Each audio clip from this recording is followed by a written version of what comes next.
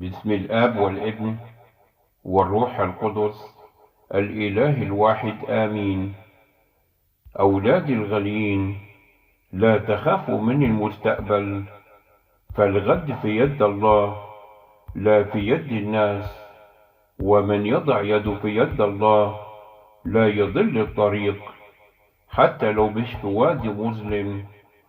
وإن شعرتم بثقل الصلاة فاعلموا إن جفت الدموع.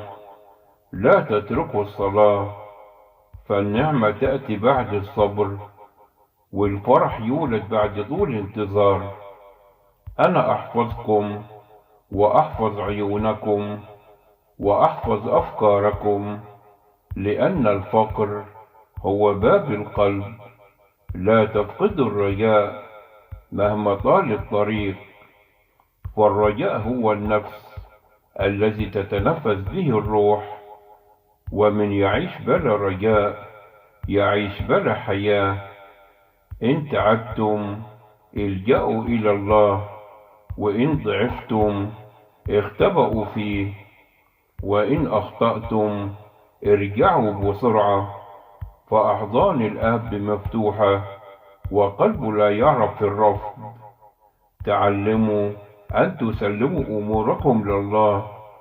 قولوا: إله كل شيء، إن بكيتم في الخفاء فالله يجمع دموعكم، ولا دمعة تسقط دون معنى. ولكل واحد وقت معين يعمل فيه الله معه. من يتعجل الثمر يفسد الشجرة، ومن يصبر يفرح بالثمار في وقتها. قولوا: ربي أقوى من ضعفي. صوموا عن الشر والكلام القاسي. تعلموا أن تفرحوا بالأشياء الصغيرة، بكلمة طيبة، بابتسامة، بنفس صلاة.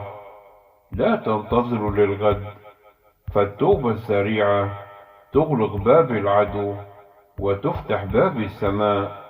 سيروا بهدوء، فالله يسير أمامكم ويمسك بأيديكم، حتى إن لم تشعروا، ليحفظكم الرب في سلام، ويملأ قلوبكم نورا لكل من يراكم.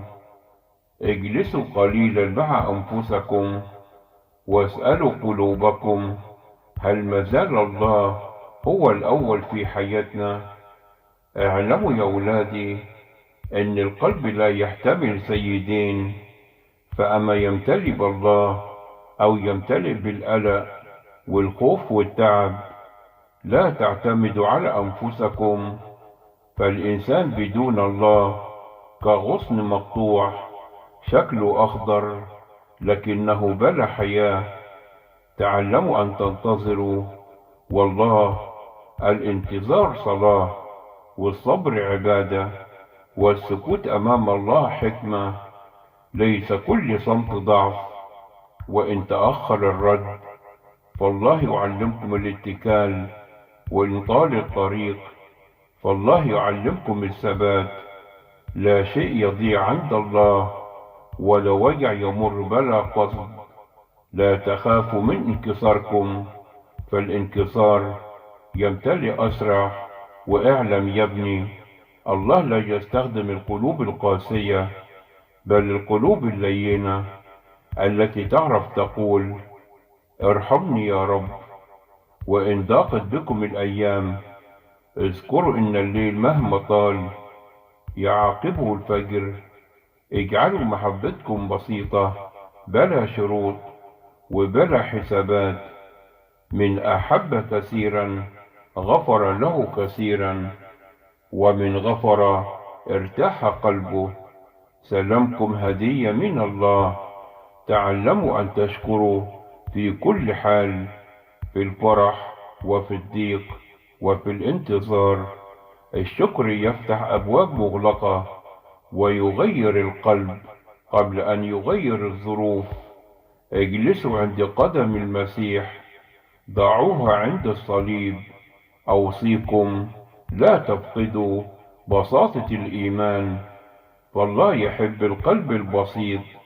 تذكروا إن السماء تنتظر، وإن تعب الأرض مؤقت، وإن المجد الحقيقي ليس هنا بل هناك، حيث لا وجع ولا دموع، ليحفظكم الرب في نعمته ويغطيكم بسلامه، ويكتب أسماءكم في سفر الحياة، إذا كنت تؤمن أن يسوع المسيح صلب على الصليب ومات وقام في اليوم الثالث حسب الكتب.